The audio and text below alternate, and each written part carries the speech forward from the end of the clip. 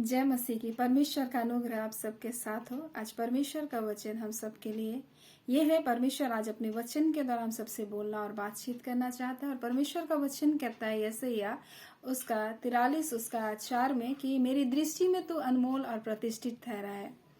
और सचमुच परमेश्वर ने हमको बनाया, हमको रचा और हम उसकी दृष्टि में प्रतिष्ठित और अनमोल हैं।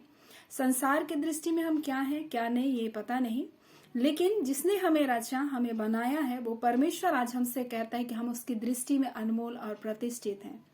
आज कई बार हम परिवारों में देखते हैं, घरों में देखते हैं, माँ बाप अपने बच्चों को कई बार ऐसा कहते हैं कि तू नकारा है, तू कमजोर है, तू कुछ नहीं कर सकता है। और कई बार मित्रों के संगति में भी हम अपने आप को कभी कभी हम ऐसा समझने लगते हैं कि हम किसी के लिए मूल्यवान नहीं हैं, पर ऐसा नहीं है।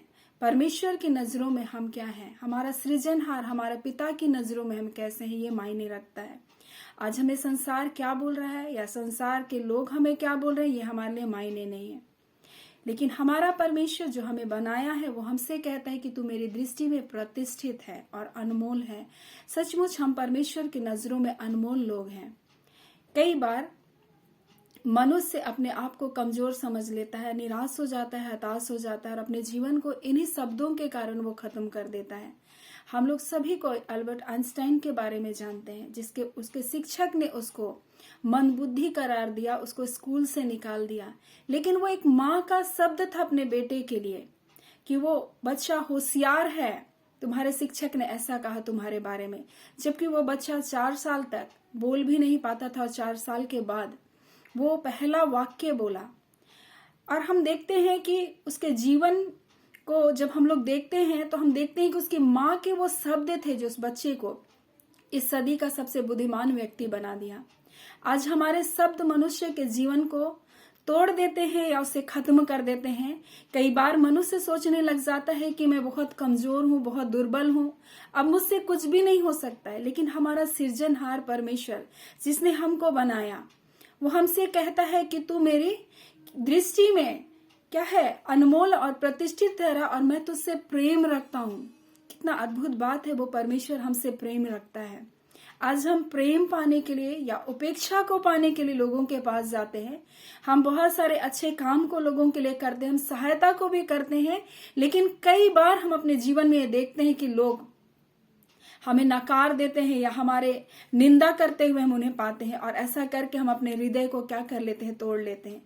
लेकिन हमारा सृजनहार परमेश्वर आज के दिन ये हमसे कह रहा है कि हम उसकी दृष्टि में क्या है, प्रतिष्ठित और अनमोल है। और हम इसी प्रकार से उत्पत्ति में देखते हैं कि जब परमेश्वर ने मनुष्य को बनाया, उसका पहला अध्याय उसका 27 में इस प्रकार से कहता है कि मनुष्य को परमेश्वर ने अपने स्वरूप में और अपनी समानता में उसने बनाया। परमेश्वर ने हमें अपना रूप दिया और अपनी बराबरी का स्थान दिया।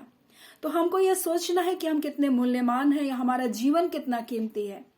आज हम घर से अपने आप को तुलना करते, किसी के कार से अपने आप की तुलना करते, या हम किसी उपलब्धि से हम अपने आप की तुलना करते हैं। जबकि हमारा जीवन हमारा जो शरीर है वो परमेश्वर हमें कीमती रूप से बनाया है, अपने स्वरूप में और अपनी समानता में बनाया है। इसलिए हार ना माने, निराश ना हो। परमेश्वर आपसे प्रेम करता है और वो कहता है मैं तुझसे प्रेम रखता हूं। शायद संसार में कोई हमसे ऐसा बोले या ना बोले।